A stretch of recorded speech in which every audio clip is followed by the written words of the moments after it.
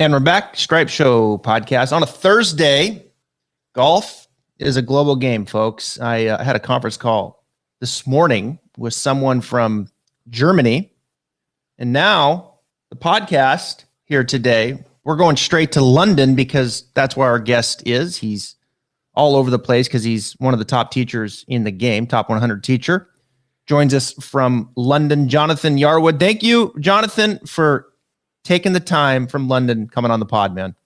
It's a pleasure, man. Thanks very much for having me on. I've been following your stuff, and it's great. So it's great to be involved. Thanks a lot. Hey, I appreciate it. And we had a nice conversation before we came on, and our careers and finding balance, right? Because it's the dog days of summer here in Florida. Let me tell you something. It's hot. My goodness. Yeah. And I've stayed off the tee a little bit more this summer than I have in years past, partly because the podcast is doing so well, which we appreciate.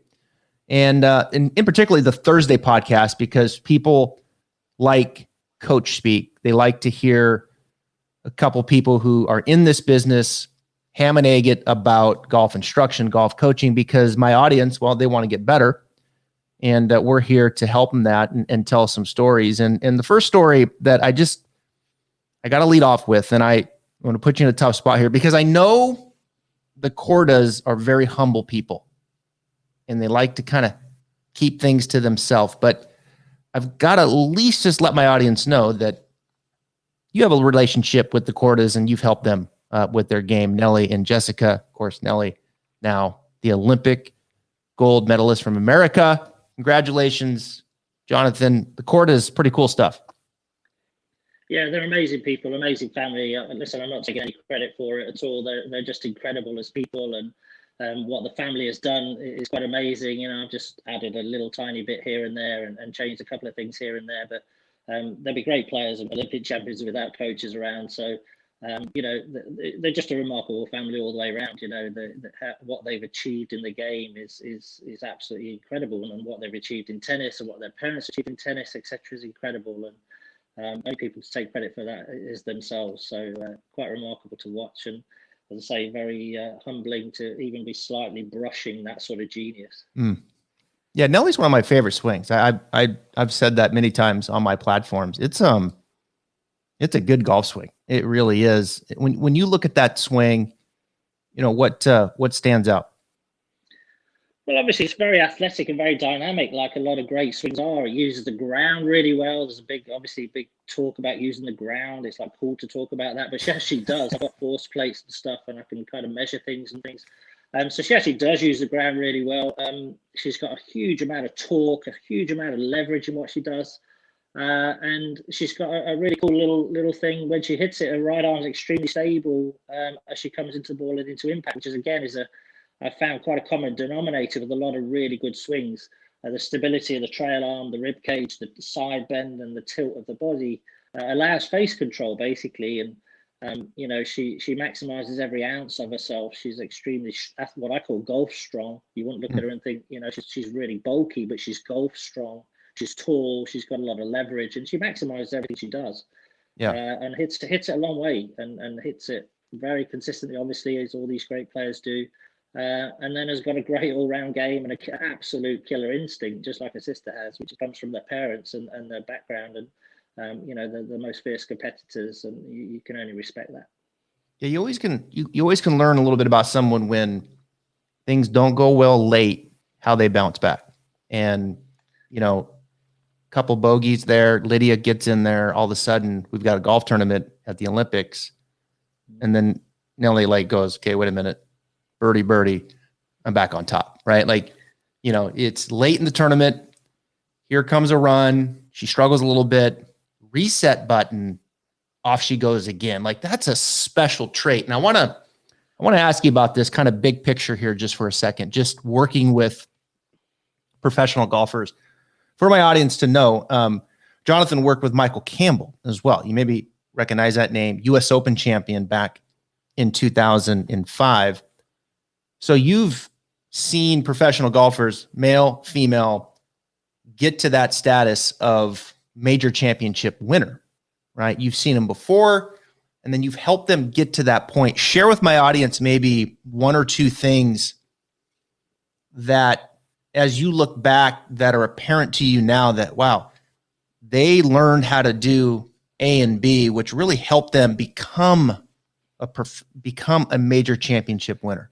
Well, again, I'm not taking credit for anyone's performance. I'm just a little bit part player in the background here. I'm quite happy with that. But what I think, the common thread across the board, not just with people I work with people I don't work with that I've seen, is that incredible desire to win.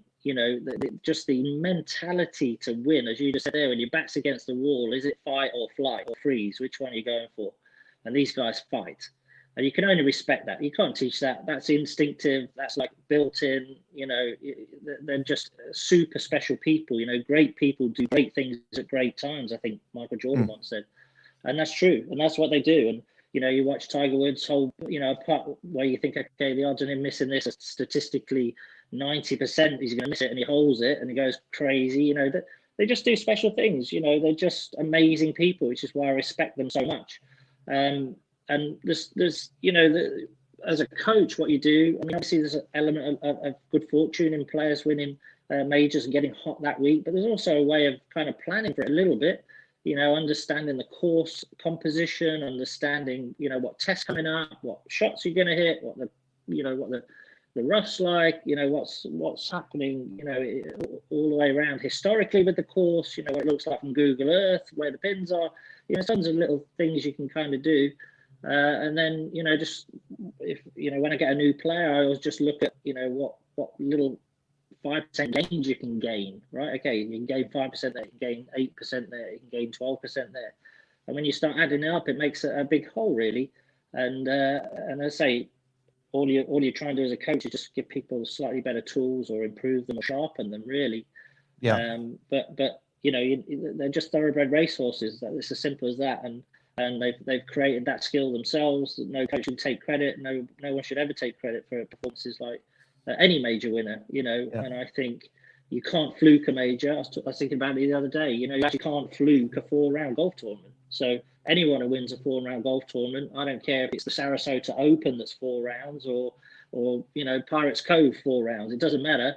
US Open, it's all the same process, and they deserve massive respect for the amount of time it takes to complete a golf tournament. The test is 5 hours a day, 4 days. It's 20 hours. There's a lot can happen in 20 hours. You've got a ton of time to think about it. Mm-hmm. So anyone who's got the skill to put it together, never mind a major, deserves major respect. But obviously the majors are a different test. Each one's slightly different, and you've got to kind of just cut your cloth accordingly, really. Teachers, coaches, like where it's went versus maybe when we got into the industry, 20, 25 years ago, I think the job description of a coach now is much longer of maybe the responsibilities and how a player would lean on a coach. There's definitely more specialization in the sport, but I think like the performance and aspect of it, be able to just listen, be able to offer advice in perhaps other parts of the game and life, is certainly a part of it that I hear from coaches. And you want to protect, I've got a nice situation here with a player, but maybe there's times where you look at a player and like, man, I need to plug in and give this player perhaps some tough love at times. And then there's times where I got to plug in and really build them up, right? And kind of how to pick your moments. I went on the record saying on Monday, I was like, look, I think Bryson at some point should take some time away and have some self-reflection, get things a little bit more emotionally under control before he kind of pushes back out again, right? I feel like he's kind of spiraling a little bit, and perhaps someone in that camp should take a step in and say, hey, maybe we should look at this, and it might not be what the player wants to hear. Has that happened to you where you've had to kind of step in with a good player and say, look, here are my thoughts, and you may not want to hear this, but here they come anyway, being confident in yourself enough that they'll respect that. In the end, you won't lose your job. Yeah, I mean, you're in the relationship business. As Mark McCormack, who owned IMG, once said to me, we're in the relationship business. And one of the things I like about behind the scenes with tour players is the special bond you create. You're almost like the protection mechanism against the outside machine almost, right? So you form like a brotherly bond. I mean, Michael Campbell, I worked with him for 15 years. I would say he's my favorite person on earth, and we've got a special bond. Like we've been to war together almost. And even if I don't see him for 3 years, I saw him for the first day the other day for 2 years, and it's like I've never not seen him. He's like my best mate turning up, and we had loads to talk about and stuff like that. So you get galvanized this relationship in the heat of the moment, right? So you're tested as a coach and a player at certain times, and if you come through that test, it galvanizes your relationship even more.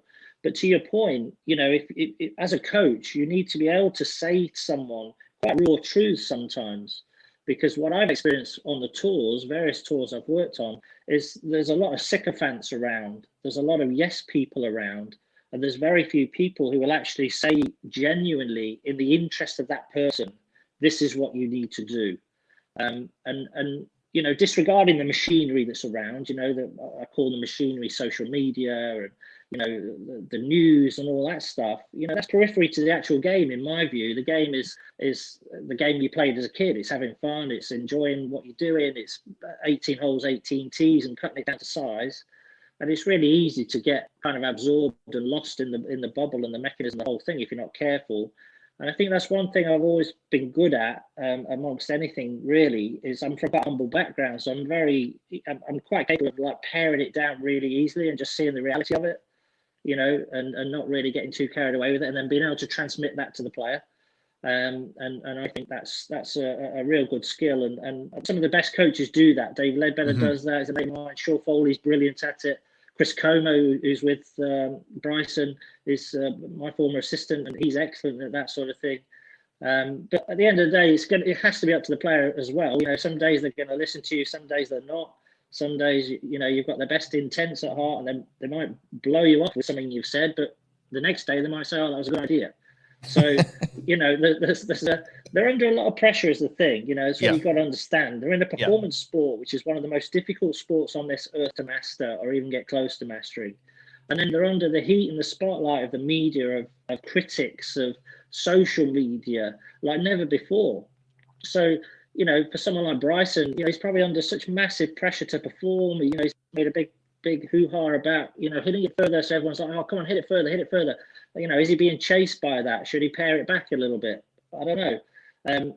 So it's easy for them to kind of get a little bit caught up in it all. And as I say, maybe the role, it's a multifaceted role being a coach, a high performance coach. 1 minute you're the best friend, next minute you're a mentor, next minute you're carrying getting the luggage off the carousel because you don't want to hurt their arm, and the next minute you're on the swing cat force plates telling them about their vertical horizontal forces, and then trackman next minute. So there's lots of roles to it, but at the end of the day, it is a man management and a person management business really. So you have to understand people. You have to kind of understand each person, have what I call a chameleonic personality. So you can't have, okay, this is how I am. It's like, okay, I can mold a little bit this way. I can mold a little bit that way. I can read this person, understand why they're feeling like that, and try and, just kind of mold to each individual circumstance. And just as with golf swings and golf games, the longer I'm in the business, I've been in it 30 years. I've coached winners on 7 tours around the world and all sorts of stuff. So I kind of speak from experience that, there is no one way to do it. It's literally a case by case basis. It's literally that. And if you've got an open mind and a growth mindset as a teacher and a coach, which you should have, and you're a humanitarian and you understand all the dynamics involved in high performance pressurized sport, then you'll be prepared to wear many different hats and deal with people in many different ways. Yeah, it's well said. I mean, and it changes. Boy, it's fluid. I mean, like you said, one moment things can be great, and then the next moment it's, you're in life comes at you fast, and you're sitting outside the top 125, and it's like, man, how'd we get here? You just won, a couple years ago. It's so competitive. And it can be so fickle as well. People criticize people like Rory, he doesn't win often enough, or he doesn't win majors often enough. I mean, geez, come on, the guy's made $54 million. He's not doing too badly for a little kid from Northern Ireland who started with nothing. Get in the real world and go and play the game and see how hard the damn thing is. and understand that, you know, you just need a fickle break here or a fickle break there, and you're outside the top 150, you know, and the same applies to the top 50, and the same applies to the top 10. You know, it's just such a fine line all the way around. And with any sport, especially golf, you know, confidence is fickle. It's like trying to create a wave, the confidence wave, and you ride it for as long as you can, and then it crashes on the beach, and you've got to try and recreate another one. So, you know, these guys are human, and that's why I never criticize anyone. The credit belongs to the man in the arena or the woman in the arena, in my view, not the cold and timid souls on the outside. Share with my audience, teaching a male versus female, and you can use the professional ranks if you want, or amateur, but you know, we've talked about your relationship with the Cordas. We've talked about Michael Campbell, and you've worked with a number of other great players. You've got 2 USAM winners that you've had over the years. You've had 2 SU girls winners over the years. So you've seen men, women, teaching them. What can you share, like maybe some of the differences that might happen from a technical standpoint? Let's just say there, you know, we know that women are not going to swing as fast. We know that shaft lean can be a little less. The equipment's going to be different. You know, there's some things that are going to happen, but what can you share from a male versus female standpoint, from a technicality, maybe in the swing standpoint, that would be some things to consider that you've learned? Well, I think, you know, the great thing is the ball doesn't know your gender. Right. TrackMan doesn't know your gender. And obviously, you know, just by how people are built, women are slightly less densely muscled than men. It's a simple fact. So they don't swing quite as fast and quite as hard. But I've seen some of the best golf swings on women, as you alluded to with Nelly, and, you know, the Van Dam girl swings it awesome. So it's not a gender-centric thing of how good someone swings according to their sexuality. And some of the prettiest swings and best swings I've seen are actually female swings, because, you know, they kind of just let it flow, especially as young kids, because they're not as strong maybe, and they just let the club flow around them, and, you know, it kind of ends up as a really, really nice golf swing. So I think the biggest thing that stands out really between the 2 tours, if that's what you want to talk about, the men's and ladies tours, I've coached on both, is the disparity between how far the shortest hitter or the longest hitter hit it is the biggest thing that stands out. So on the LPGA, and that's due to stature, you know, you've got some girls who are big, like the Corda girls or Van Dam, and then you've got short girls who are just, you know, 5 foot tall, again, just genetics. So, you know, there's a big imbalance there that from a distance perspective. So, like, you know, you look at Jessie Corda, she hits it, you know, she can hit 7-iron 190, and you know, that's right up there with the men or anyone. And you know, you might have another girl hits it 150, you know, the same club. So all of a sudden, you know, they both tee off the same hole. You know, one girl's hitting 9-iron in, the other one's hitting a hybrid in. And you'd rarely see that on the PGA Tour, really. You know, the difference between the two really is a couple of clubs in general, with a few outliers like Bryson and a couple of other guys.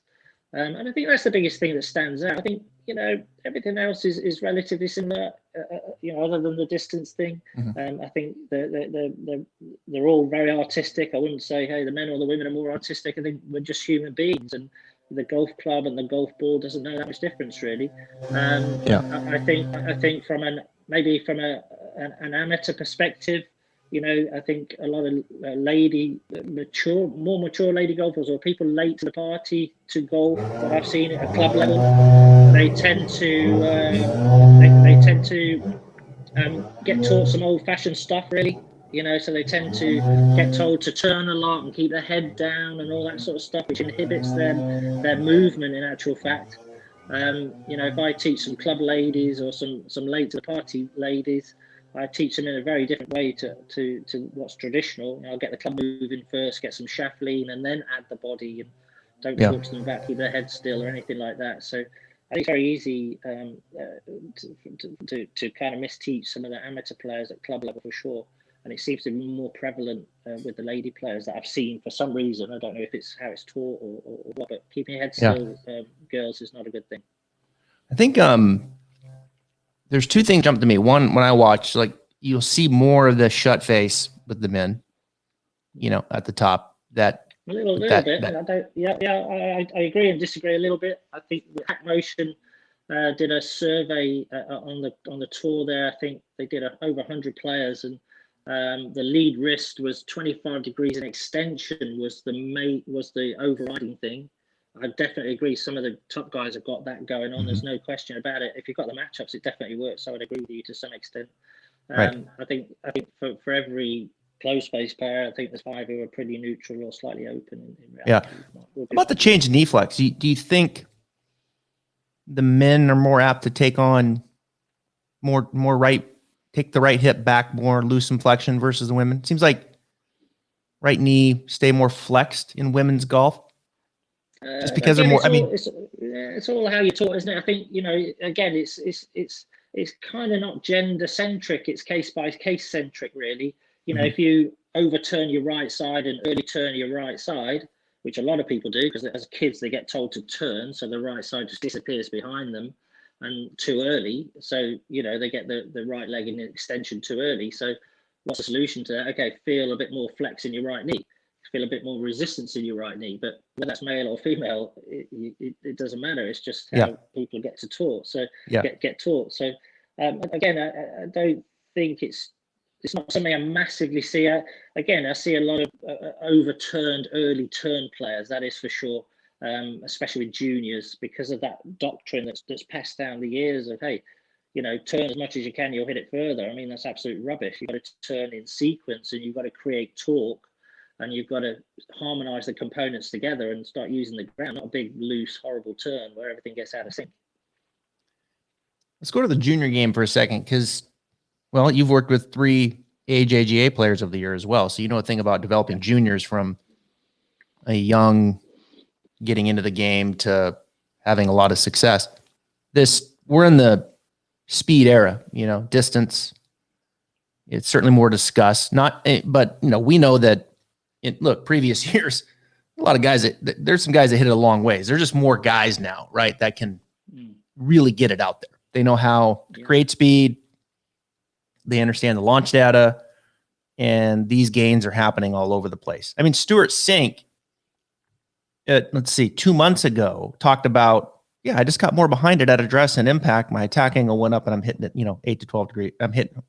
It's like, like that probably wasn't as available to him, say 25 years ago, right? Like that kind of data where it's just more mainstream. It's like, duh, you change your attack angle and off you went. Now that can be scary too, because if you take someone who's been 1 to 2 degrees down, like maybe Stuart was, to 1 or 2 degrees up, and what that means, they can lose it quickly down range. But he was able to make the adjustment 10, 12 yards. He's over 300 yards. Stuart Sink, 47 years of age. So juniors, we know, look, let's learn to create speed young.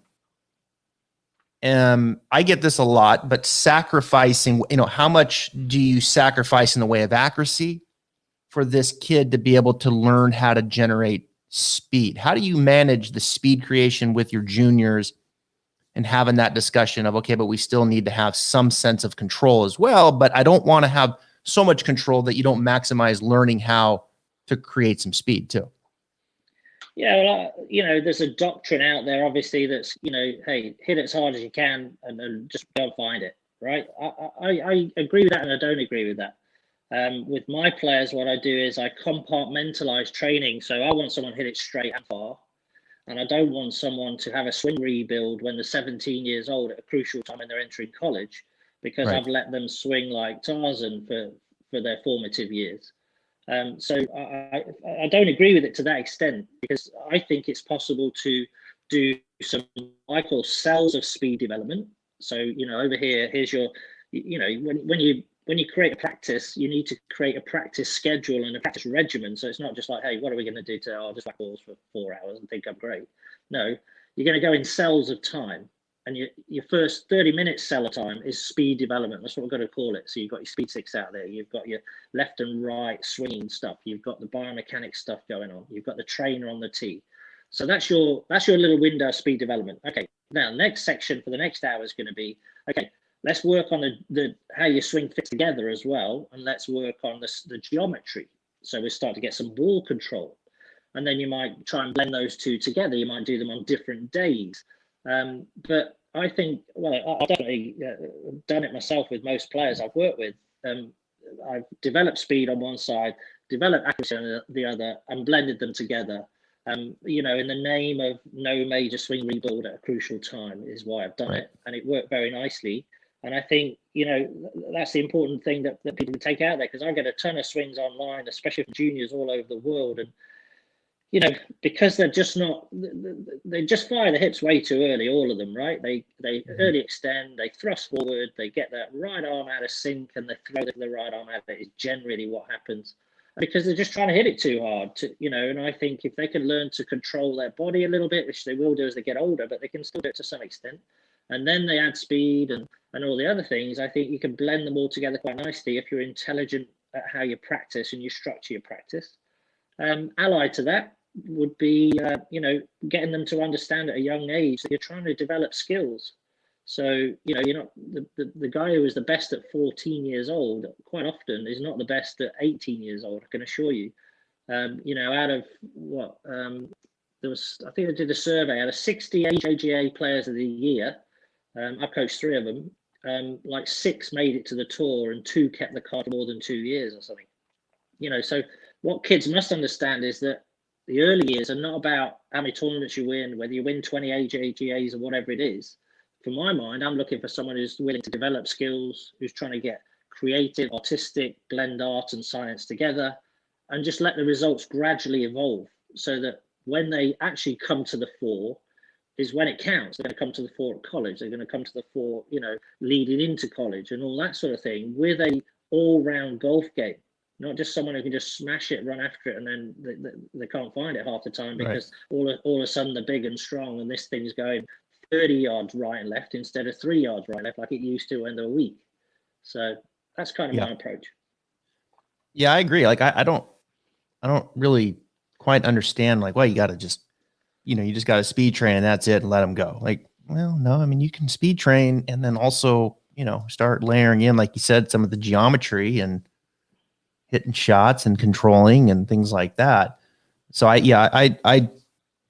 love that balance, right? Like, why can't you maximize speed and learn to hit it far, but have some control in there as well? I mean, that's, it's all got a time and place. I mean, I reserve time for artistic, what I call artistic training, skill development training, skill mastery, skill transfer, technical training, you know, force plate stuff, TrackMan stuff. It's all got a time and place, and it's how you interact on a case-by-case basis.